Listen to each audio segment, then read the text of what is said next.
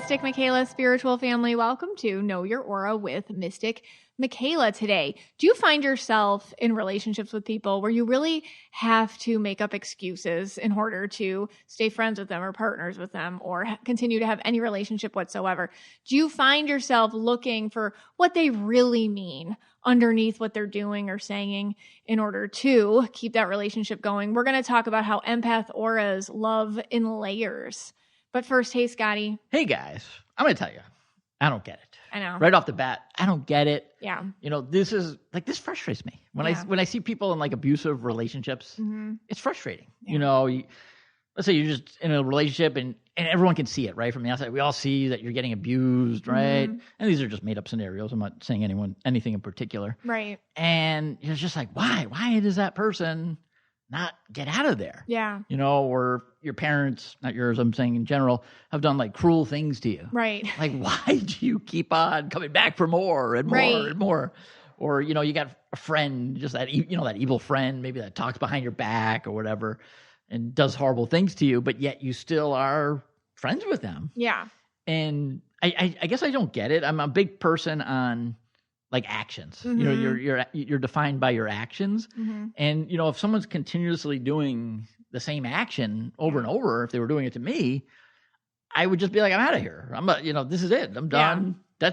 We're finished, you know, until you address that and fix it.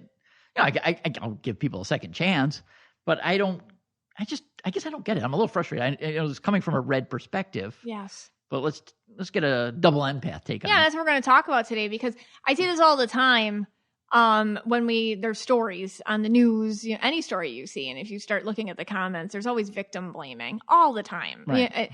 Why did she stay with her abusive partner? Why didn't she leave? Or why did she still talk to her mother after she did that to her? Or it's always the victim gets kind of like, well, why'd you sit there and put up with it? It's your fault, you know, for sitting there and put up with it. And we see this all the time, and it's because usually these victims are programmed in some way through their empath auras to see underneath what's being said or done, or, you know, even underneath intentions sometimes, into the broken bits of the perpetrator's energy, their aura, their inner child, and they piece it together to salvage some sort of relationship or idea of who this person is.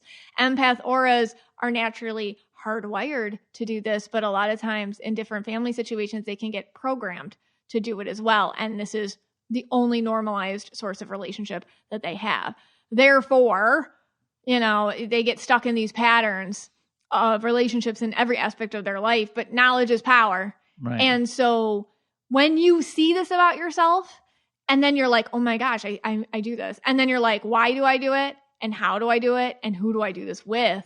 It unravels immediately. Like the second you see it under a microscope, which is what I hope we can do today with what I talk about coming up, those relationships in your life that are founded on loving in layers, you're going to be like, hey, I need to take a step back. I need to take space from that. Do you need, let's say, a red like me, or even another logic color in your life, a green, a yellow, to kind of give you a little like nudge? It helps, but I'm going to tell you something. Yeah. Empath auras are very loyal to who they love. They're loyal, and they can be loyal to the character they've created out of the bits that they've sewn together from these broken people that are hurting them. And, you know, it doesn't always work, because when you either are double empath or you lead with your empath aura,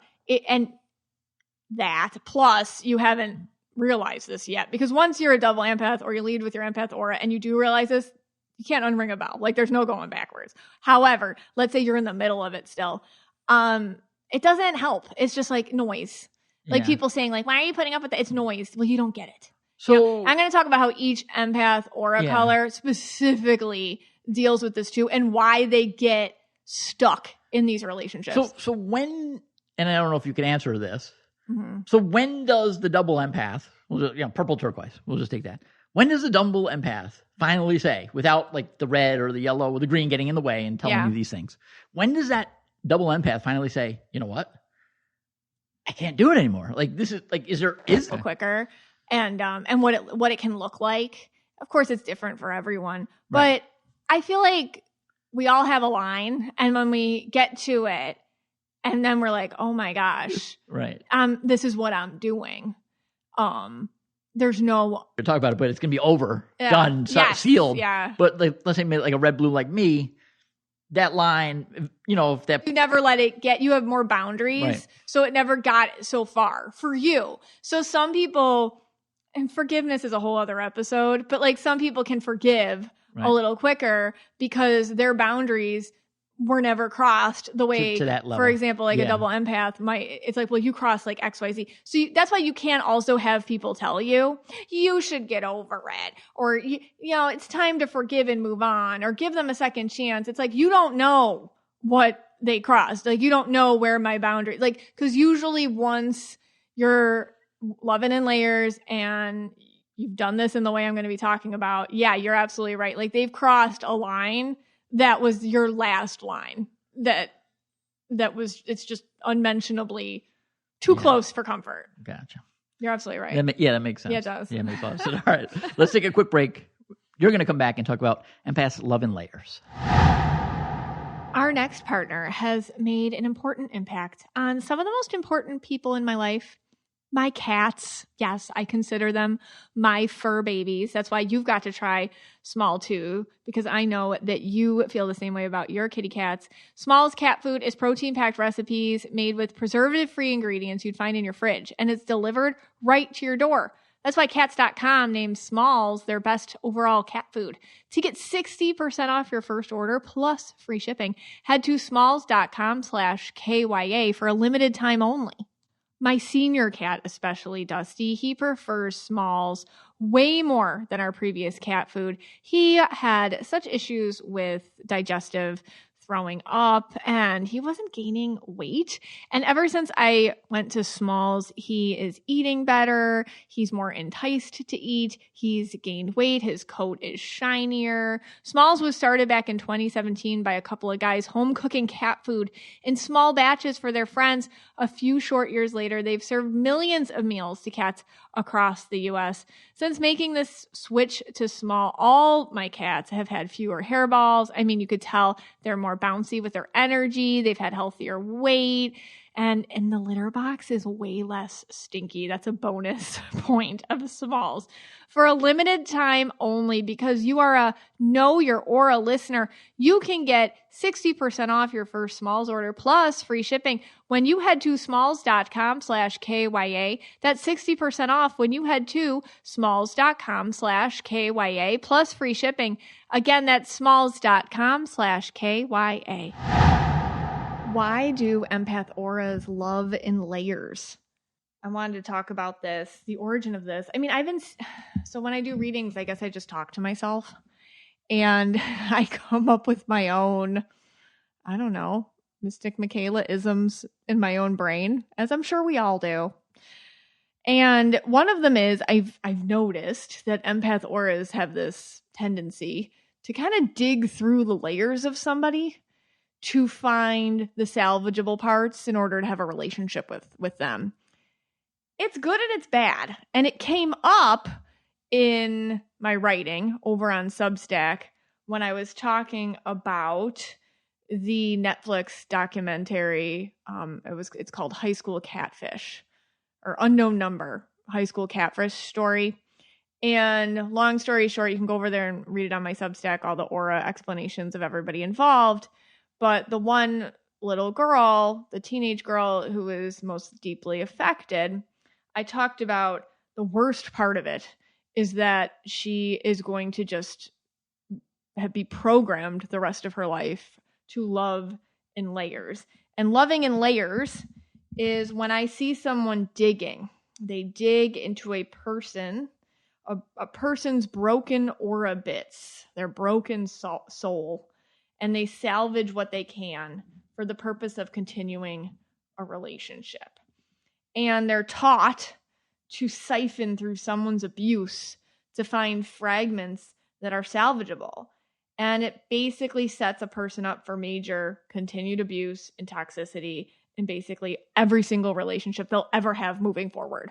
From neighbors to lovers to friendships to bosses to their own family. It's just the pattern that cannot die. And I noticed that empath auras are all able to do this. Some of us lead with our empath auras more than others. Empath auras are purple, blue, turquoise, and indigo.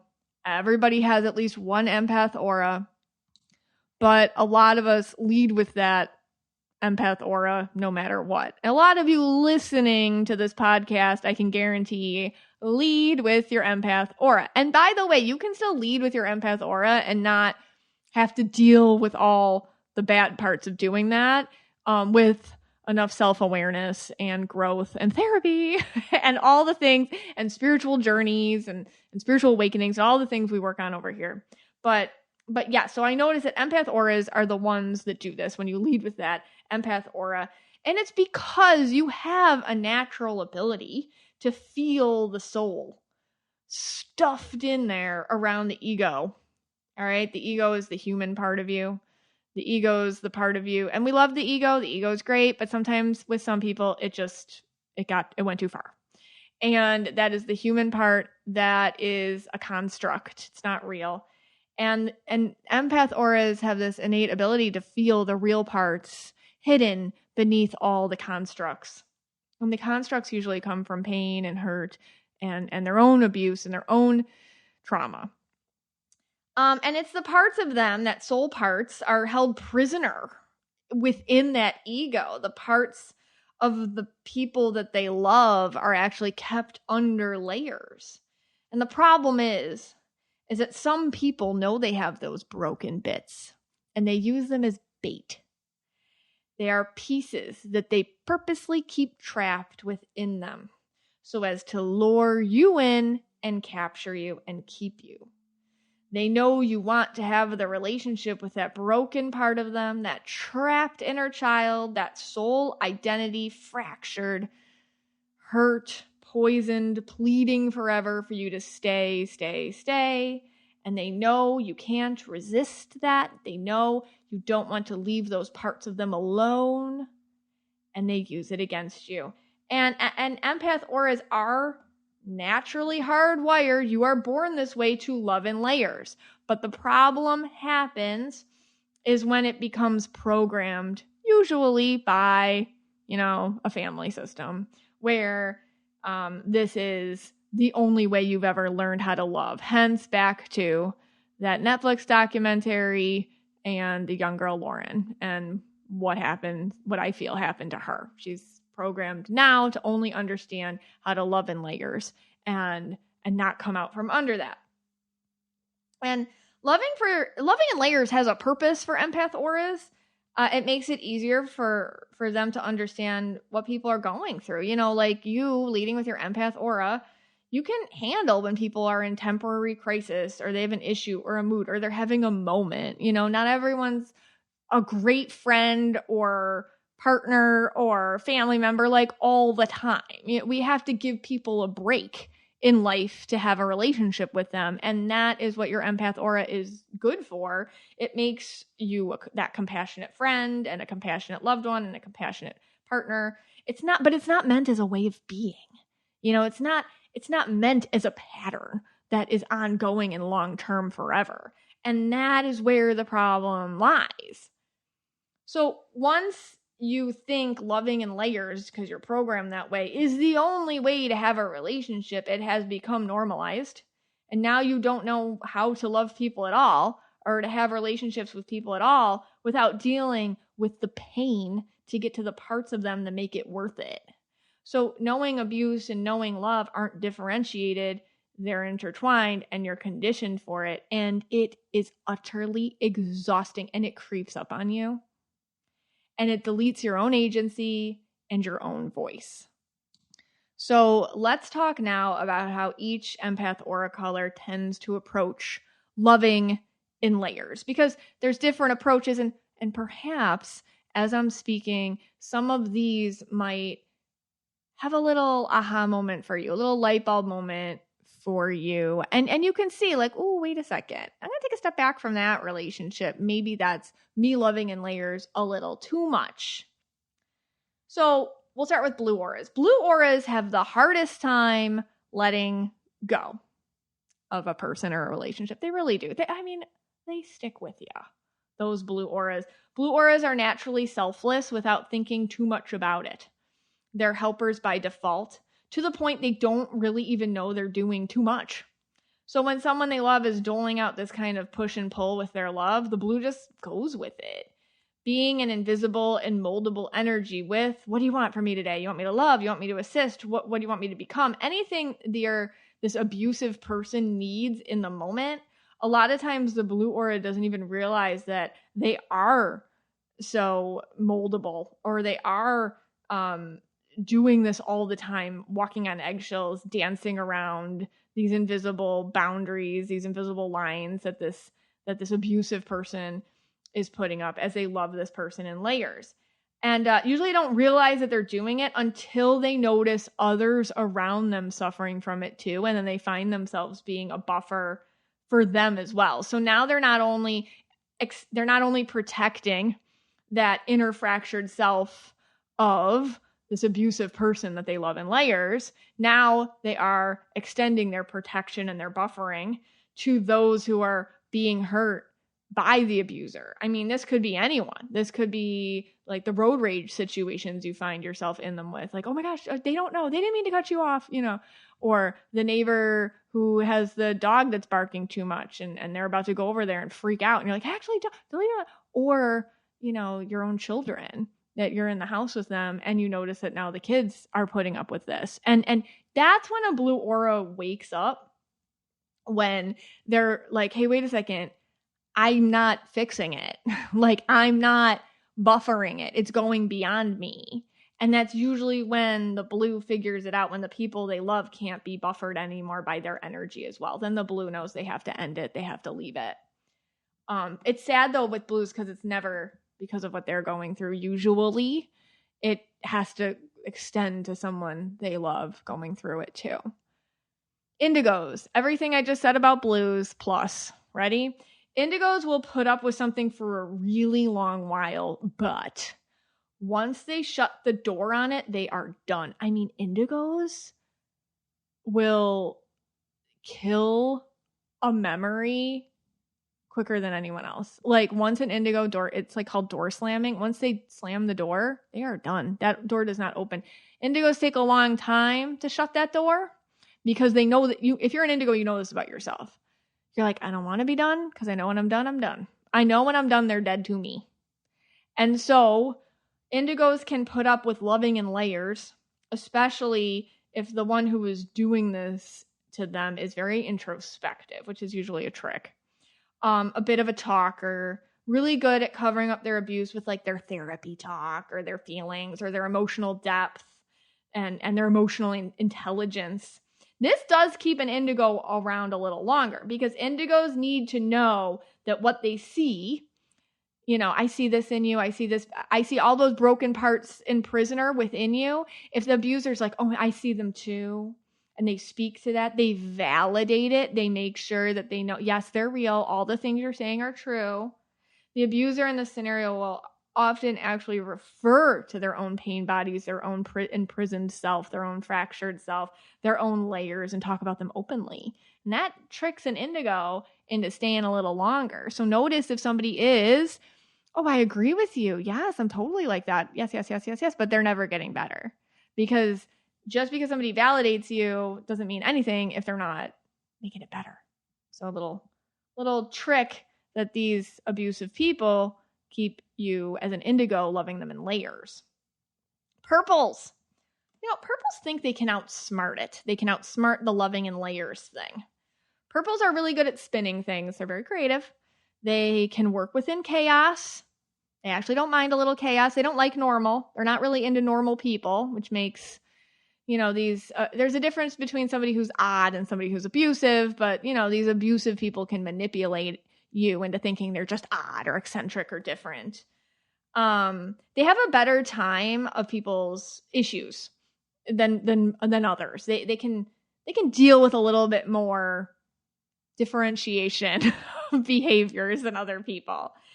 They can explain away someone's layers as moods. They can expect patterns they've come to know and avoid. They can even talk themselves into thinking, oh, that's just their personality. That's just their eccentricity, that they can handle it.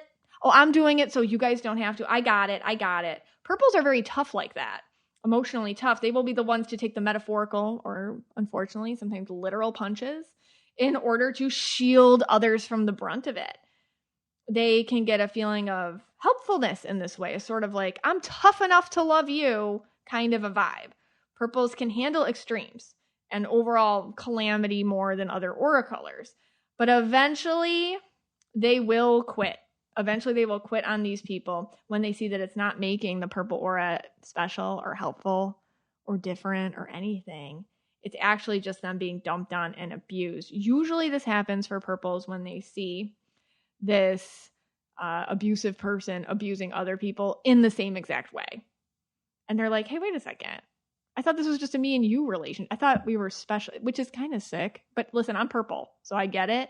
So like when you see this abusive person this is how layered it is. And just come with me here into the darkness. When you have a relationship with somebody and it's mostly abuse, you begin to think that's your special connection. So when they start abusing somebody else, you can actually be sick enough to be jealous about it. And I don't know if that's my experience. Okay. And I'm getting real honest with you. And I do see that with other people too. So I think that if you ever have that feeling, hey, wait a second, now they're abusing somebody else. And then if you get a little feeling in your gut, like jealousy or envy or oh, I'm not special. Whoa, you have been programmed to love in layers. You have been conditioned. Run away from it. Walk away. It has lost its value. And this is where I call upon, I should have said this before, the mental health practitioners of the Mystic Michaela spiritual family. We always love what you have to say because you all have such important and amazing advice to give us and tips and suggestions. Anyways, turquoise. How do turquoise auras look when they're loving in layers? Well, turquoises attempt to mirror it to heal it. What does that mean? Loving in layers for a turquoise involves a ton of them trying, like a lot of their energy, attempting to get there with the person who is abusive. Like, let me understand you. Let me be you. Turquoises can become the place that actually triggers the abuser most, which I always find so fascinating about turquoises. I'll come back to that. And they can start, so turquoises can start to act out the most devastating things for the person who is abusing. They'll actually not only feel out what the core issue is for the person that's abusive, but they will then begin to reenact the exact triggers that the abusive person thought they weren't letting on. So for example, if this person had like mommy issues, like maybe mom was verbally abusive to them or demeaning or neglectful or whatever, the turquoise will start to become that mommy figure to them, saying things that are reminiscent of the exact wounds which started their imprisonment of the fractured self in the first place. Thing is, the turquoise usually doesn't know what they're doing. So they end up getting blamed and accused and, abused. And here's the thing with turquoise is when they realize they can do this, they're like, oh, yeah, I don't want to do this anymore. They just steer clear. As soon as the turquoise lights go on and they wake up, they're like, oh my gosh, you have mommy issues and I was just being your mommy to try to get you to heal. When the turquoise knows they're really good at picking up triggers, they don't have time to do that for the people who don't want to get well. So they just shrug and walk away. I mean, it fascinates me that turquoises do this without realizing it. But once they start to realize it, that's when they usually are like, oh. And they're very self-aware after that. They're like, oop, I'm doing it again. Oh, okay. That's why usually turquoises end up in light working fields where people are like, hey, tell me what my triggers are. And they're like, oh, here, I'll tell you. And, it's more of a healthy way to heal someone because you're not getting abused for it. You're getting thanked. I desire to hear your thoughts on loving in layers and how it's affected you and how you see it in your own life and how you've healed from it. Let's do that over on the Mystic Michaela Spiritual Facebook page. And you can also check out my Substack where I talked about that documentary. We've had quite a lively discussion in the comments over there as well. This episode of Know Your Aura is brought to you by Wild Grain. Yes, love it. Wild Grain is the first bake from frozen subscription box for artisanal breads, seasonal pastries, and fresh pastas. Plus, all items conveniently bake in 25 minutes or less because everybody is smelling it while it's cooking, and you know they need it in 25 minutes or less. Unlike store-bought, Wild Grain uses a slow fermentation process that's easier on your belly, richer in nutrients and antioxidants, and made with simple ingredients you can pronounce. Wild Grain's boxes are fully customizable, and they're constantly adding seasonal and limited time products for you to enjoy. In addition to their classic box, they now feature a gluten-free box and a plant-based box. What's your favorite this week, Scott? This week I've been more with the sweets. I've been having the chocolate croissants. Oh, yeah. And then I actually found in the freezer the cookies, the chocolate chip cookies. The giant chocolate chip cookies. And I'm like, yeah, let's get those going. That's what you said to me. You're like, get that going. Well, we had to defrost the freezer. So Yes, that's a whole other story. We're going to talk about it in overtime. Right. But yeah. It was fun because we have Wild Grain. Because we had Wild Grain in there. I really love the everything sourdough bread. Classic, perfect, everything I love with this. This fall, treat yourself and your loved ones to warm sourdough breads and seasonal baked goods from Wild Grain. Rumor has it, Scotty. What? They have apple cider donuts. What? And pumpkin cinnamon biscuits. No. Yep. Okay. So we'll have to get them before those seasonal items sell out. For a limited time, Wild Grain is offering our listeners $30 off the first box, plus free croissants in every box when you go to wildgrain.com/KYA to start your subscription. You heard me. Free croissants in every box and $30 off your first box when you go to wildgrain.com/KYA. That's wildgrain.com/KYA, or you can use promo code KYA at checkout. Don't miss their seasonal products. Hey, Scotty. Hey, guys. Well, I'm going to say you've gotten better at this with people. With people. But I'm going to, just goof it around a little bit here, but not with the cats. It's true. The cats, they own you. They do. They do. I mean, I make so many excuses up for them.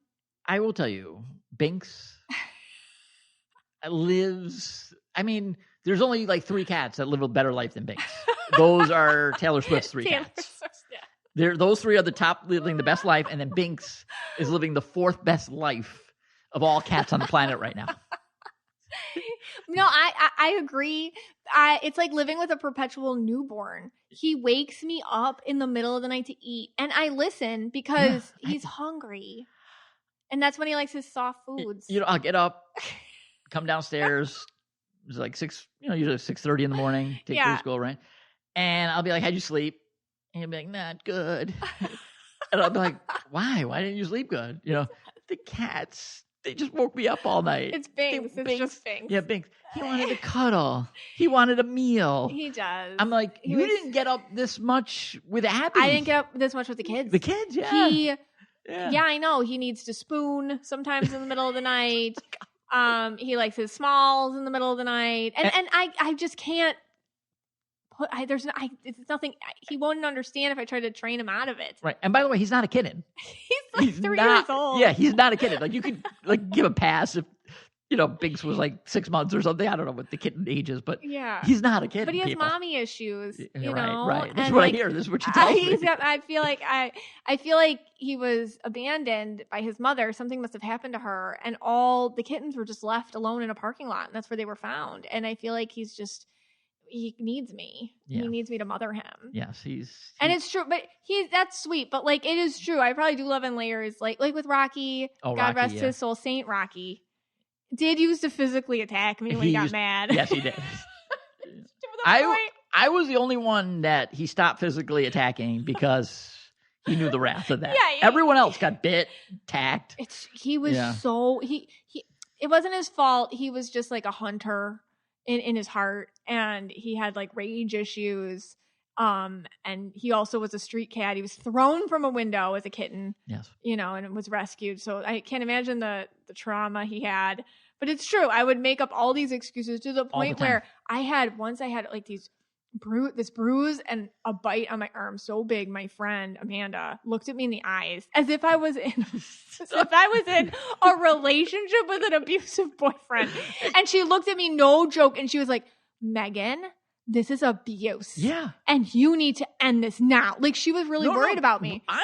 There was at one point, I can't remember if it was Rocky or Rowie, where I was just like, he was like that too. I'm like, it's either me or the cat. Oh, that was Rowie. Yeah. I just like, you said it's me or the cat. Like, these cats were abusing you. And I picked up Rowie and I went into the bedroom and shut the door and didn't talk to you. And you said, you know me longer.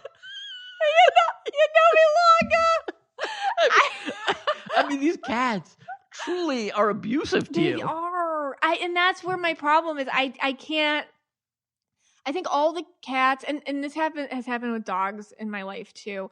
I pick out the most traumatized ones. I think I'm actually scared of picking out my own dog because a cat you can handle. Right. Like a dog with trauma is harder. And my dad, who's green aura, was always so good at picking out dogs for us. Right. You know, I think like if you're gonna pick out an animal and you're like me, you need somebody who's less loving and layers coded to pick them out for you. For, you know, a cat that will last, or a dog that'll last in the family a little longer. Just a little pro tip for picking out an animal. All right. Well, you're working on it. Things will one day get better with the cats. Nah, and I you're think it's probably just not. what it is. No, it's not happening. We have a non-abusive bunch right now. They're just more kind of needy. Yeah. No one's getting swiped at. Yeah. Bit. Yeah, they're definitely a more mellow bunch. They're more just like, feed me. By the way, Binks is the sweetest cat on earth. He's an angel. I've never seen a cat that will just let you rub their belly. He's the prince of he'll poetry. Open, like, he just spreads it all. He just splays. Yeah, he just splays it all out and says, rub me. And it's really weird, actually. But I've never seen a cat do that. Because, Cleo, if I tried to do that to her, she'd most cats me. don't Yeah, let most you cats do would that. swipe. Dusty would have a spaz. Yeah, he'd spaz out. As a sweetheart. Yeah. Well, He's a pink aura. It's true. Pink's the pink. Sleeping like a baby right now. All yeah. right. Well, all right. So yeah, I have to talk about this. Okay. I don't know if this is overtime. We'll call it overtime. Sure. Whatever. All right. Overtime. Rules of overtime. You can leave now. Yep. It's on you. Anything it's we say. You. It's on you, You not stayed. on us. Okay. Overtime. All right. So I have all these spiritual awakenings, like loving in layers and all this stuff. Yeah. And, all this shadow work. And I'm always like, Scott, I had a message today, a download, this and that. But this week you've had a real crisis. This was a big one. This was a big red aura crisis for you. And it's probably the equivalent of a huge spiritual download / spiritual awakening -- meeting with your spirit guides. You felt you got ripped off by the maintenance guy for the fridge, and you can't live with yourself. This is a tough week for me. It's been very hard for me to live with myself. It's true. We're not making this up. No, I'm serious. He's having a crisis. For all you Reds listening, all three of you, maybe you know what I'm talking about.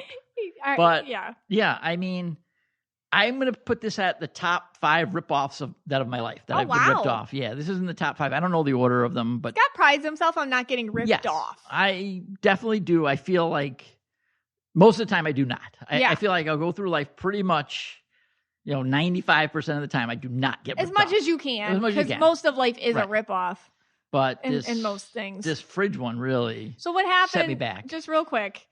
And this is, he could say this a lot longer, but I'm going to say it real short. Sure. The ice maker was making a weird growl sound. So it's like, it sounded like a horror flick downstairs. It was like, and it was like, and then he first has denial when you tell him these things. I'm like, Scott, the fridge is growling like a scary zombie. No, it's not. It always makes that noise. Well, like a couple days later, then it's like, okay, finally we can all understand that it's not. It's actually really stressful and scary. And, what does everybody tell you? They tell you defrost the freezer. Like, that's the big thing. And you kind of thought it had something to do with the ice maker and this and that. But then you were like, oh, but it's under warranty, so I'll just call. Right. And then you called. Yeah. And this was your first red flag. Yeah. So yes, this is correct. And usually I'll tinker with it, and I was actually tinkering with it before I called. Yeah, but you didn't defrost. I didn't defrost. I would leave the door open for a couple minutes, and then it would go away, and then it'd come back. And of course, it would go off in the middle of the night when I didn't hear it. Yeah. When you were up with Binks after he woke you up. So I was like, it was a little bit denial, but whatever. Right. So I looked up the warranty, and I'm like, oh, it says, because the fridge isn't old. It's only a year and a half old. Yeah. And it said warranty is up to 5 years on all these things. So your intention was good. Your intention was like not to get ripped off. Like, like, if it's broken, these people should fix it. I just bought this fridge. Yeah, right? Exactly. And so, and again, usually I try to fix it myself. Yeah. And that is a last resort. So it was a little bit weird for me. It's like a little stress for him. Yeah. Right, so I called and I'm on the phone with these people. They keep me on the phone for like an hour. They try to sell me things. Oh. The whole time they're trying to sell me things. Yeah. And I like every time, no. So unlike you to stay on. I'm surprised you didn't hang up. And that's the thing. Like, I think I was getting messages, not from Phoebe because she's probably at the bar, but another spirit guide was coming through and telling me, Scott, hang up. Oh my God, you should have listened to that one. I know. But what's that one's name? That one seems like you've taken over for Phoebe. I need a new spirit guide. No, it sounds like you have one. Yeah, Wednesday Adams got a new spirit guide. I Why feel like can't we should name this one Mike. Mike? Yeah. Maybe I need a dude. I think you need a dude, and I think his name's Mike. All right. Mike the spirit guide. So anyway, so Mike was like, get off the phone. Yeah, so finally. I feel like Mike's a New Yorker. They transferred me to someone, and unfortunately this person is going to get the wrath. So they've already transferred me like 3 times. Yeah. I've already like said no to 3 people, and then they get to the 4th person, and they're like, hi, having a great day here at Whirlpool. How can I help you? And all of a sudden it's like, just give me, send someone out. And they're like, okay, sir. Yeah. So, but then at the end of so they set up an appointment, and there's another red flag. It's like, you can have the appointment next day. Oh, red flag. The next day, red flag. So I'm like, okay, sure. Yeah. And they're like, oh, by the way, it'll be $150 fee. Oh, there it is. No matter what. Wow. Like, I'm like, wait a second. Even if they fix it, and it was your If fault. they don't fix it, or if they anything, right? Anything is $150. So it's not really a warranty; it's just a way for them to make money. Yeah, it's like $150 for them to make. Yeah. So I'm like, fine, all right, Oh, wow. and I don't know why. So weird. So Where weird. was Mike? Goes against every red bone in my body. Did Mike tell you not to say yes to that, Mike or did he leave you at that point? Yeah, I almost did cancel it, but then I'm like, the noise. It's like if it goes off at the wrong time, goes off during a reading, I'm going to feel upset or something. Or we're taping this podcast and it goes off. The listeners aren't going to like that. That's true. So fine. So you're blaming everybody else. Yeah. So the next day the guy comes. Yeah. And goes to the fridge. Yeah. Opens the door. The freezer. Yeah. Freezer. Closes the door. Opens the door. Closes the door. See, this is the problem. And gives me the biggest line of BS that you've ever heard.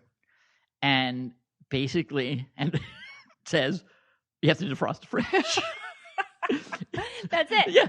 And he's like, okay. I'm like, okay, that's it. He's like, yeah, here, I'll put this little piece of putty here just in case. So he goes to his car or comes back, puts a little piece of putty. Yeah. Whatever. Bullshit. And then $212. Yeah. And then it's still broken when he leaves, by the way. Wow. Because he has to defrost the fridge. Yeah. And he's like, I could do that for you. I forgot to tell you. I didn't even tell you this. He's like, I could defrost the fridge for you. Were you going to wait here for 8 hours? No, he has like a system where you can do it fast. Oh, really? Yeah. And I'm like, okay, how much would that be? He's like, $400. That's insane. Wait, you forgot to tell me that one. I'm like, no, I'll defrost it. I'm like, I'll defrost stupid. it. Anyway. So basically, fast forward, Scott's having a crisis. Yeah, so, I paid $200, $212 for someone to tell me to defrost the fridge. In a way, I would rather just have somebody local come and give them the money than this company. You know what I mean? Like, you know how like there's local guys that'll do it themselves, like handyman. I would rather have like a handyman come and do it than like give it to like a big old company that. Well, yeah. I mean, me too. I mean, I actually was hoping there'd be something wrong. Like because technically, if it's like the compressor or something, they say it's free. Right. But this is where they get you. Yeah. Because it was $150 just for them to show up. Yeah. So now the guy is there. And he's like, well, I can put this little piece of putty. And I guess that costs $50. That's a $50 piece of putty. But like you're already in it. You're like already in it. And then my mind, like I'm going through like when this is all happening. This is unlike you. No, it's very unlike me. Yeah. What's going on with you? There's something wrong with me. Oh my God. There's definitely something feeding wrong with me. into it right now. I'm like, what's wrong with you? No, like, what is wrong? Real? Tell me, what is wrong with me? You're fine. I think you just got lazy about it. I'm depressed. Oh no. Like it depressed me. You like, you are. So Scott is having a life crisis about this, a red crisis. Yeah. He feels like he's too weak for this world. I know. Actually, I had to, right after he left, I made a quick stock trade. Yeah. Because I had to get the money back. Really? Yeah. I just I made like $300. You can make it that quick? Sometimes. Wow. If I'm really motivated. Like, if I'm super motivated. Wait a second. No. I have to be ripped off motivated. You understand? Like, yeah. I was so... The kids are ripping us off all the time. Yeah. Like, that should really motivate you. That doesn't motivate me as much as this. Okay. Like, I can't even look. Maybe he's a taxi cab driver, you know? He likes a hot dog from a cart. Okay, yeah. Yeah, he likes hot dogs from a cart. Yeah. He likes a good bagel. Yeah. He loves a good slice. Wait, what do you say? Like, when you order a hot dog from a cart, how do you order that? Go back. Oh, gosh. It's been so long since I got a New York City hot dog. I want it with onions. How do I say that? I probably can't even do that because it's probably too expensive. With now. all the I'd probably be like, fixins. you're ripping me off of this hot dog. Yeah. Are you charging me $12 for this hot dog? That's what you would have to say. That's what I'd be saying. $12? You're like, $12 for a hot dog? I'm still not over the time I spent $16 on 2 bottles of water at a concert. I know. So I don't know. But you expect to get ripped off at a concert. Yeah. So my Mike. So yeah, you met Mike, your New York City spirit guy. He's my new spirit guy. Yeah, I think he tells you not to get ripped off. Yeah. He'll do better than Phoebe. He's going to do better than Phoebe. Phoebe's just drunk. Phoebe gave up on you. Yeah, she gave up on me. Phoebe's like, meet me in the next lifetime. We're done. Yeah. But Mike's here. Hopefully. So we got Mike. And what else? You know, I don't know. Maybe you made that stock trade, so that was good. So you have any, so what can you tell, for all those Reds out there, all of us, all 4 of us? How do we come back from this? I think it's Oracally. I think it's good to feel like you're slipping every once in a while so you can kind of revisit where your weaknesses are and put some $50 putty around them, just, and then also go back to like what you already knew. You knew you just had to defrost the freezer. Okay. And so why didn't you listen to that part of you? Mistakes are our teachers. So what you're saying is I have to go back to my cheap old ways. I think it had something to do with the cheapness. That is true because you've been real insecure about being cheap lately. Yeah. So maybe. Maybe you didn't want to be cheap, but that's different. Yeah, because it's just common sense. Yeah. Oh, so if it's me, you're not cheap. Okay. If it's the fridge, you can be cheap. Okay. How about that? All right. I can live with that. All right. Well, thanks for working it out with us, guys. I'm trying. We're trying. All right. This podcast is for you and about you, and we're so glad you spent some time with us today.